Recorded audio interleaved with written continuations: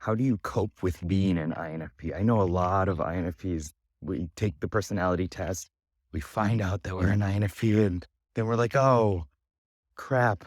What do I do now? Well, just remember that a lot of the stereotypes that go on with INFPs are because they are overrepresenting the unfulfilled aspects of INFPs, the ones that are stuck in a loop of reflecting over past traumas and not engaging in exploring the world and innovating and idea generation, brainstorming, getting out of your comfort zone, moving, going to new contexts. All those wonderful things that really teach you who you are as an INFP are not being highlighted within a lot of the profiles and the assessments of personality type. So know that there's nothing wrong with being an INFP. There's a lot of struggle. There's a lot of hardship that comes with learning about yourself as an INFP in this context, in this world as it's structured right now. But that's part of life. And you don't need to do it alone.